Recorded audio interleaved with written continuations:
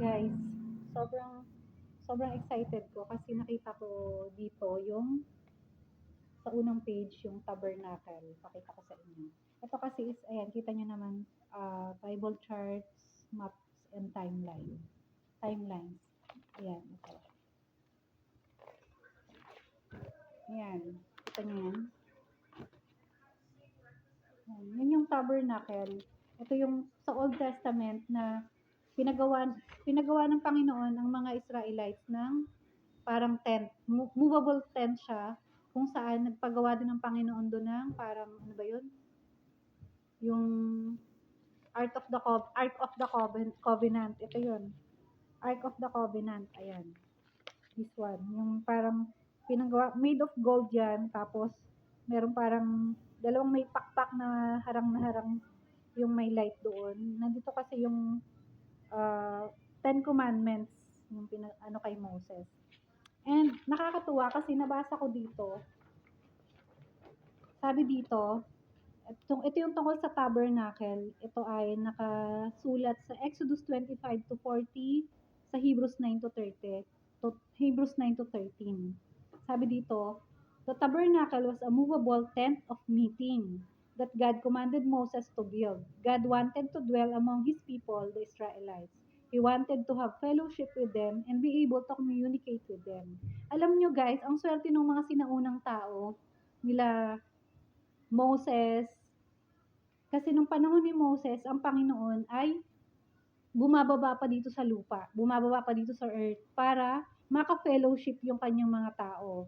Hindi lang, nung panahon na yun, nung panahon ni Moses, syempre may iba pang mga tao. Pero ang piniling tao ng Panginoon ay ang Israelites. Sila yung binless ng Panginoon. Sila yung tinuring ng Panginoon na kanyang mga anak at kanyang people. So, yun nga yung si Moses.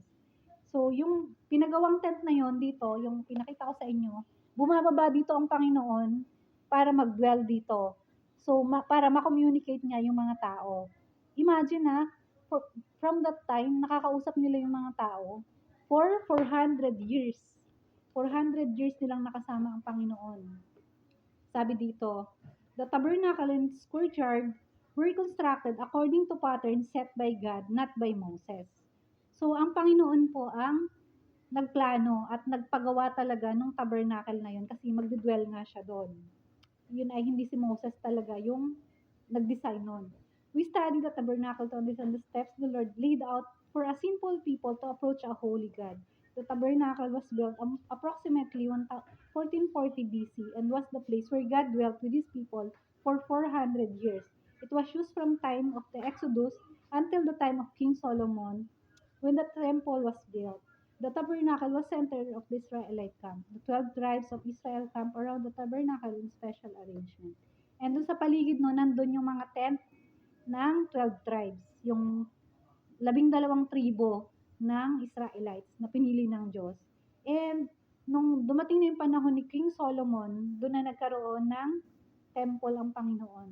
Nag-build si Solomon ng temple for God.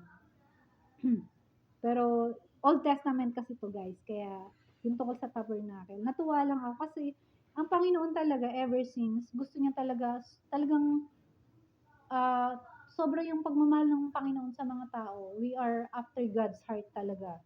Talagang sa lahat ng creation niya, angels, lahat, mga animals, tayo yung kanyang love kasi kawangis niya tayo. Talagang hinahangad ng Panginoon na maging pamilya tayo, na maging people tayo, magkaroon siya ng communication sa atin, makasama niya tayo.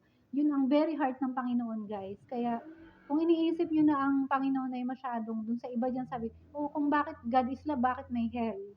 Yun nga, guys, yung ating problem. Meron kasi tayong free will. Ang problema natin, hindi natin alam paano siya gagamitin.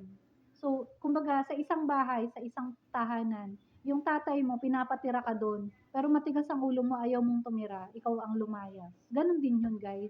It's our choice kung magsistay tayo kay Lord, kung pipiliin natin siya, o magpapakalayo-layo tayo sa Kanya. Paano ba tayo maging malayo sa Diyos? Kapag tayo ay nagsistay sa kasalanan.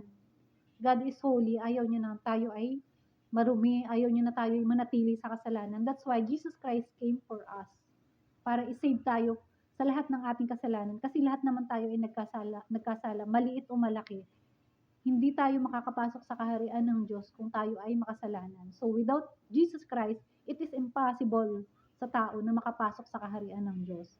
Kaya kung tayo po ay nagkakasala araw-araw sa Diyos, maliit man yan o malaki, importante na humingi tayo ng kapatawaran.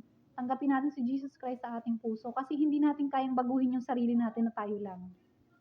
It's only God who will change us, who will transform us. It's only Jesus that will save us. Si Jesus Christ lang yung pwedeng magligtas sa atin. Kaya importante din guys na magbasa tayo ng Holy Bible para mas makilala pa natin ang Diyos. Kung kayo ay may Holy Bible, yung 66 books, mag-start kayo magbasa sa Old Testament pero kung parang nabuboard kayo or kasi ang pagbabasa ng Bible dapat guided kayo ng Holy Spirit. Without the Holy Spirit, di nyo maunawaan ang nakasulat sa banal na aklat. Ang Biblia po ay salita ng Diyos. Kaya importante na isa-puso natin, hindi yung basta parang mamimiloso po lang tayo kaya gusto natin magbasa ng Bible. Hindi po ganun. So, pwede kayong mag-start sa Book of John, ganyan, para mas maunawaan nyo yung love ng Panginoon. Pero ako kasi, nung namatay yung daughter ko, nag-start ako magbasa sa Old Testament. And doon ko nakilala ang Panginoon na ganun palang Panginoon. Sobrang holy niya.